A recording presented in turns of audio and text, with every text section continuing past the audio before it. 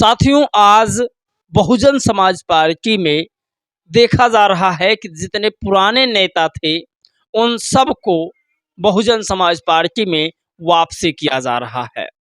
उन तमाम नेताओं को जो बहुजन समाज पार्टी से बिछड़ गए थे या फिर बहुजन समाज पार्टी से दूरियां बना लिया था, उन तमाम नेताओं को मायावती जी ने फिर से पत्र लिख लिख करके वापस बुलाने की पूरी तैयारी कर दी है। तो क्या जो पुराने कार्यकर्ता व जो पुराने नेता थे बीएसपी में वापस आएंगे? आज कई लोगों की वापसी हो चुकी है जिस पर बातचीत करेंगे और बहन जी ने जो खास ट्वीट किया है उसके बारे में भी बातचीत करेंगे। बहुजन समाज पार्टी के नेताओं ने अरविंद केजरीवाल व अवध ओझा के बारे में क्या लिखा है इसके बारे में भी जानेंगे। बसपा के एक नेता हैं जिनका नाम है पंकज शुक्ला, और पंकज शुक्ला ने अवध ओझा के बारे में क्या लिखा है ये भी हम जानेंगे। सबसे बड़ी चीज, बहुजन समाज पार्टी में कई मुस्लिम नेता थे जो अब किसी और पार्टी में हैं, और कई ओबीसी नेता थे जो कई और पार्टियों में हैं। यहाँ तक कि जो जाटो बिरादरी के थे, जो दलित चमार बिरादरी के थे, वो भी तमाम पार्टियों में जा चुके हैं। तो क्या बहुजन समाज पार्टी उन सभी नेताओं को बसपा में वापस लाएगी? आज इस विषय पर खास बातचीत करेंगे और हर खबर आपको विस्तार से मैं बताने की कोशिश करूंगा। और प्रोफेसर इंदु चौधरी को लेकर के बड़ी अपडेट आई है। चलिए आज की वीडियो शुरू करते हैं और इन सब तमाम खबरों पर एक बार फिर से नज़र डालते हैं। नमस्कार दोस्तों, मैं हूं पराग और आप सभी का एक बार फिर से बहुत बहुत स्वागत करता हूं। साथियों, शिक्षा वह शेरनी का दूध है जो पिएगा वो दहाड़ेगा, बाबा साहेब डॉक्टर भीमराव अंबेडकर के अनुसार। लेकिन यहाँ उल्टा हो रहा है। यूपी गोंडा जिला से अवध ओझा जो आज आम आदमी पार्टी के नेता हैं, उन्होंने कहा मेरा हमेशा से एक लाइन है कि शिक्षा वह शेरनी का दूध है जो पिएगा वो दहाड़ेगा। इन्होंने जैसे ही पॉलिटिक्स लाइन में एंट्री किया है, तुरंत तत्काल इनके भाषा को कोई नहीं रोक पाया, भाषा में बदलाव हो गया है। बाबा साहेब का लिखा हुआ लेख ये खुद को अपना बताते हैं। वही सबसे बड़ी खबर ये है कि प्रोफेसर इंदु चौधरी को कुछ लोग जातिवादी बता रहे हैं। दरअसल आपको बता दें कि दिनेश पटेल नाम के ये व्यक्ति हैं। इन्होंने कहा यह महिला बहुत जातिवादी महिला है, और जहां इसके जाति के लोग होते हैं ये ज़्यादातर घोर जातिवादी बन जाती है। आप कल्पना नहीं कर सकते। इन्होंने बताया उत्तर प्रदेश में कैंपिंग कर करके ओबीसी समाज में फूट डालने की कोशिश कर रही है। दरअसल प्रोफेसर इंदु चौधरी जो हैं वो बहुजन समाज पार्टी की नेता हैं, और ये दिनेश पटेल जी जो हैं ये समाजवादी पार्टी के नेता हैं। लेकिन आप कल्पना नहीं कर सकते कि किसी पार्टी में आप रह करके किसी व्यक्ति के ऊपर व्यक्तिगत टिप्पणी नहीं कर सकते हैं।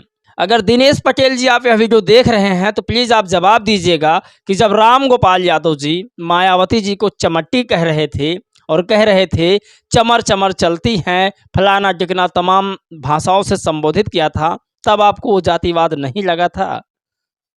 आज अगर इंदु चौधरी जी संविधान की बात कर रही हैं, दलितों के हक अधिकार की बात कर रही हैं, तो ये जातिवादी महिला हो गई। इन लोगों की लेख ऐसी होती है कि 10-12 लेख ये बहुजन समाज पार्टी के प्रति लिखते हैं दिनेश पटेल जी, लेकिन 1-2 पोस्ट ऐसे लिखते हैं कि पूरा दलित समाज मायावती जी से नफरत करने लगता है।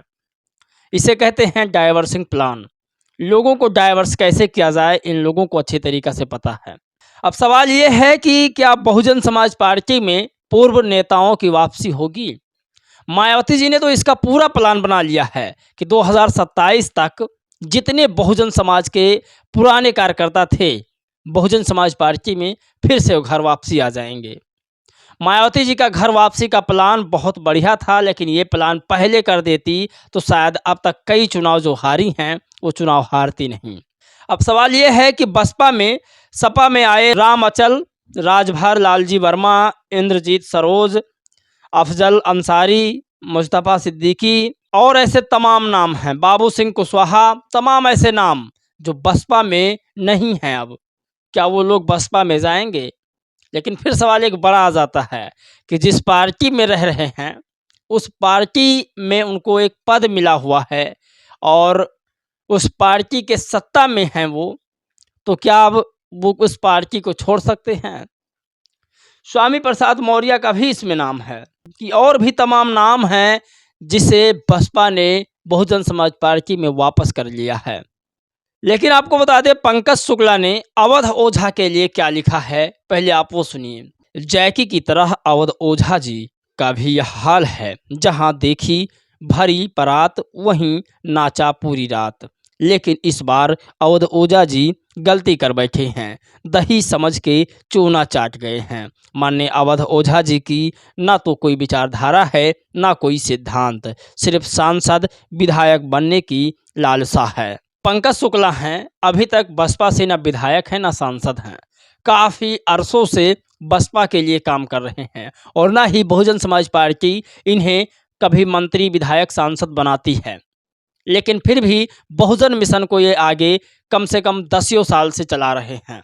हर जगह बसपा की रैली कैंपिंग करते हैं, माननीय अंबेडकर साहब की रैली कैंपिंग करते हैं और मानवर साहब की रैली कैंपिंग करते हैं। तो ऐसे तमाम लोग बहुजन मिशन के लिए समर्पित हैं। खैर, अगली खबर की ओर बढ़ते हैं, जिसमें बताया गया है बहुजन समाज पार्टी में फिर से तमाम पुराने नेताओं की घर वापसी हुई है। उसमें से एक नाम है राजकुमार गौतम।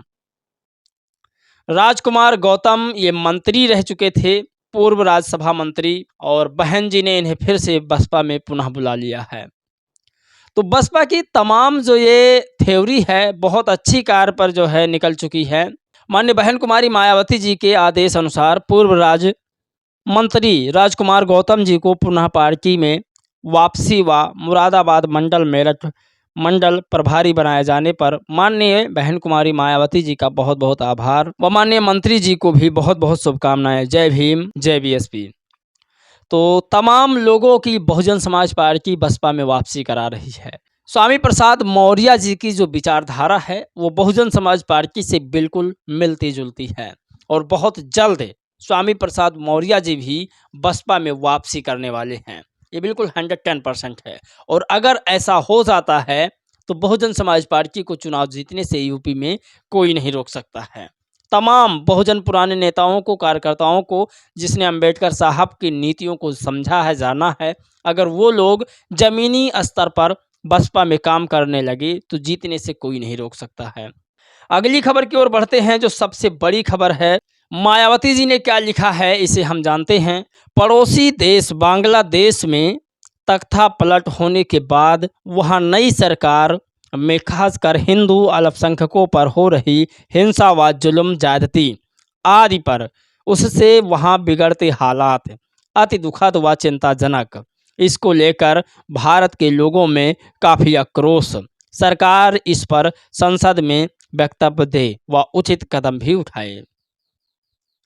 तो मायावती जी ने साफ साफ लिखा है कि सरकार बांग्लादेश पर संसद में वक्तव्य अपना जरूर दे, बताए। ये बहन जी की सबसे बड़ी पहल है और खासकर बहन जी जब नेशनल नेता हैं तो हर मुद्दे पर वो आवाज़ उठाती हैं और बहन जी ने ही साफ साफ कह दिया कि अब बहुजन समाज पार्टी में जितने भी पुराने साथी थे उनको लाया जाए। पुराने साथियों के बिना बसपा बिल्कुल अधूरी है। जब तक पुराने साथियों की एंट्री नहीं हो जाती है तब तक बसपा का विजयी होना मुश्किल है। ये बिल्कुल तय बात है। इसीलिए मायावती जी ने तमाम अपने साथियों को पुनः बुलाने की अपील जारी कर दी है और आप लोग अपनी राय प्रतिक्रिया जरूर दीजिएगा। क्या बसपा में पुराने कार्यकर्ताओं के आने की वजह से बसपा चुनाव जीत पाएगी या नहीं। इस वीडियो में दोस्तों बस इतना ही। जय भीम, नमो बुद्धाय।